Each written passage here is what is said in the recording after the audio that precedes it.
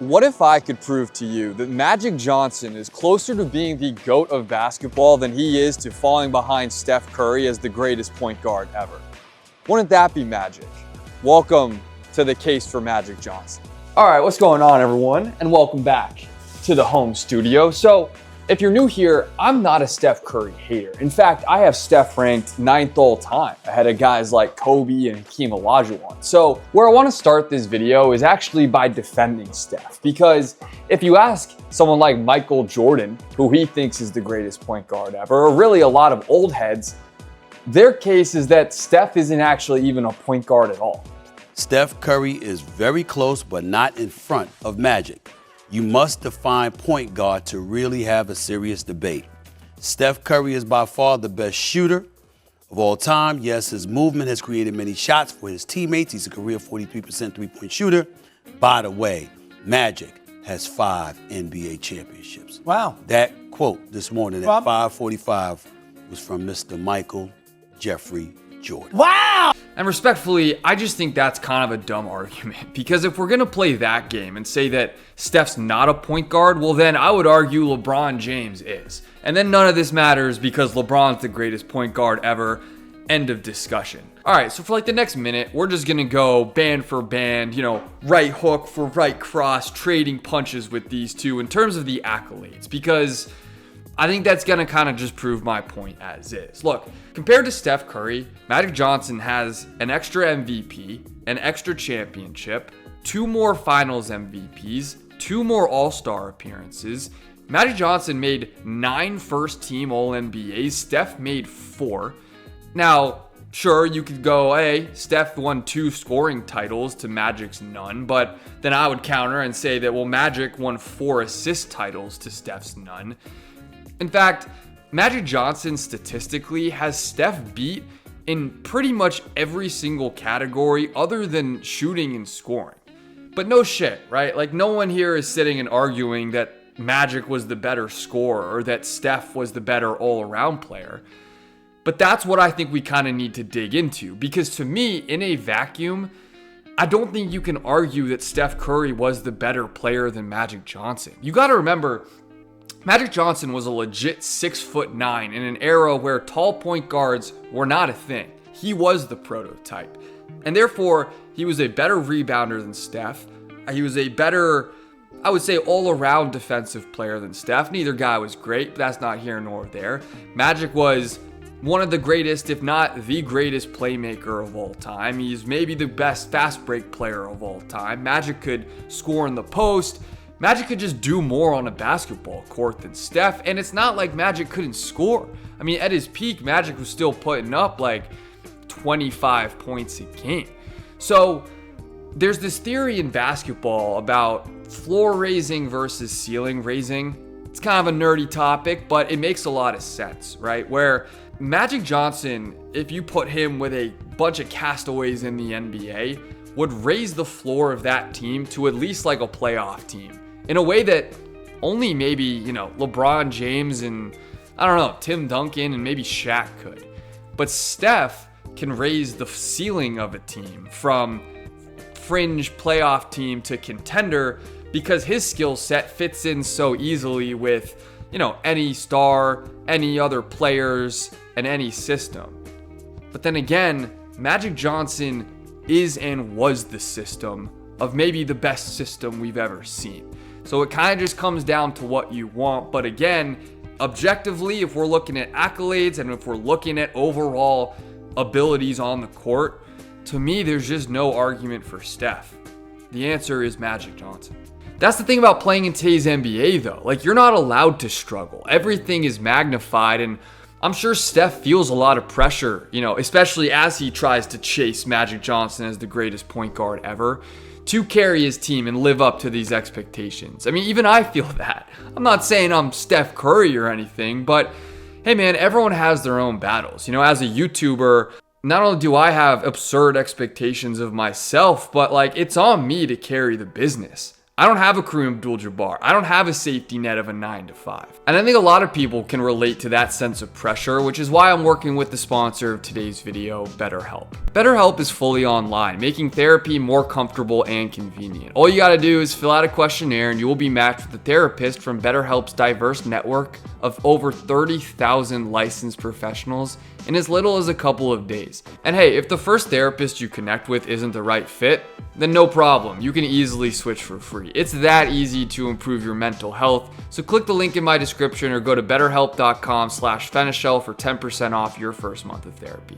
Now, before any Warriors fans click away, here's the case for Steph, because basketball isn't science and it's not played in a vacuum, and there's a lot more to the GOAT case than just who's the better overall player. In fact, I think Kendrick Perkins actually had a great analogy. And when I think about Steph, I think about the way that he has changed the game forever. Forever. I get it. Magic 6'9", dishing the rock, Showtime Lakers. I get all that.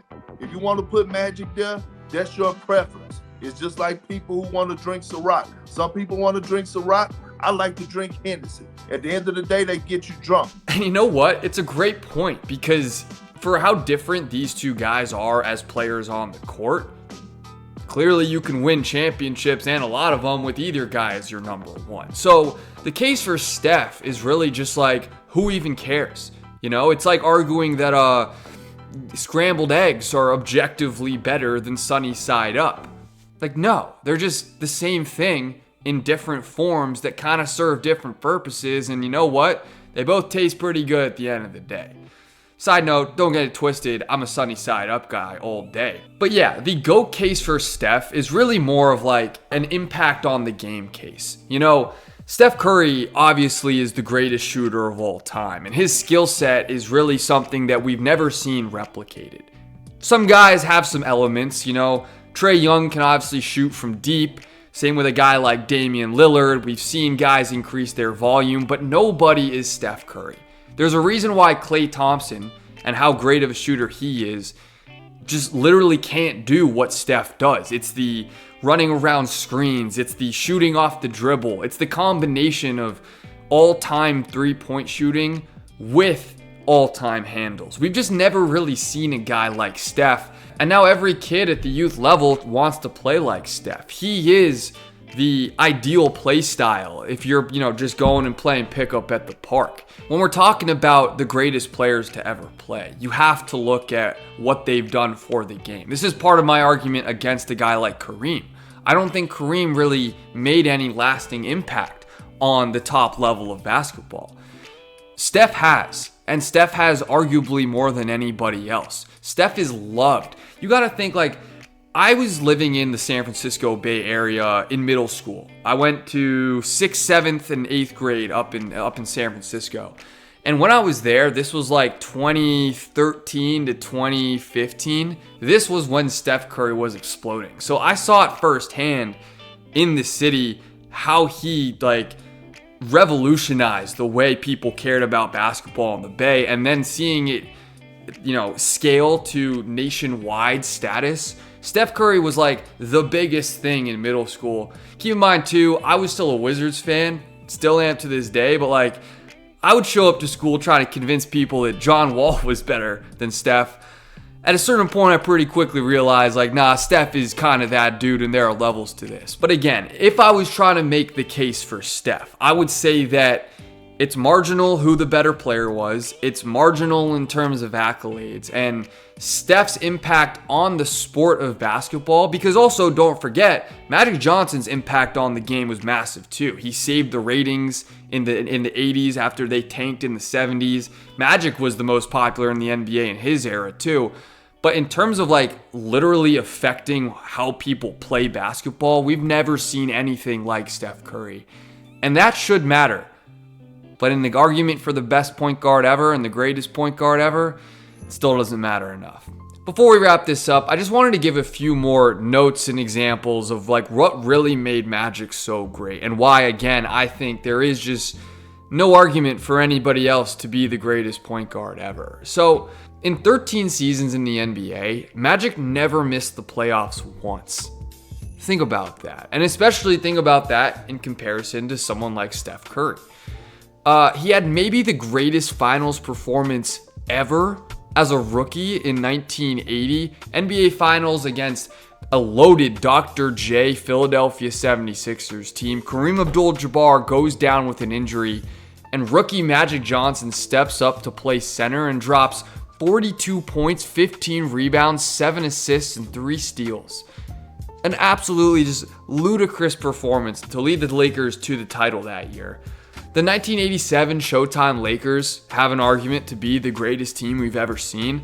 I think people are pretty quick to throw the 2017 Warriors as the number one spot, or like the 96 Bulls. Fair enough. The 87 Showtime Lakers are right there in that conversation.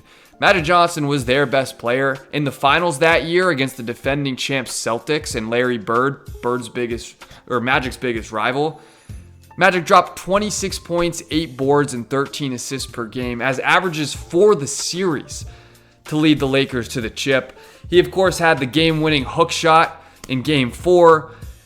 And then even like in 1990, he had, in his second to last year in the league, he had back-to-back 40-point games against the Suns in the West semis. Another cool stat, if you look at the 15 highest recorded assist games in NBA Finals history, Magic Johnson has 10 of them. I mean, this graphic that I'm popping up on the screen doesn't even look real. Look, I could go on and on with iconic moments and absurd performances by Magic Johnson, but yeah, you can do the same thing with Steph Curry. So I don't really want to waste too much time doing that. Instead, I'm just going to wrap it up here because I think this is sort of my theory about this entire debate. I think we love to play prisoner of the moment, and we love to kind of jump on board of what's new. And Steph Curry is the coolest new brand of basketball that we've seen. And yeah, in a lot of ways, like, I might even rather have Steph on my team if I'm building like an ultimate team. Because again, like everything we've talked about, he fits in with other stars better. But don't forget what Magic Johnson meant to this sport. Don't forget how good Magic Johnson was in his prime. Don't forget how great Magic Johnson was for the Showtime Lakers in the 1980s. That is my argument, and that is the case for Magic Johnson. Thank you guys so much for watching. This has been an absolute blast. Huge fan of both guys, so leave a comment what you guys think. Make sure to subscribe to the channel, and peace out.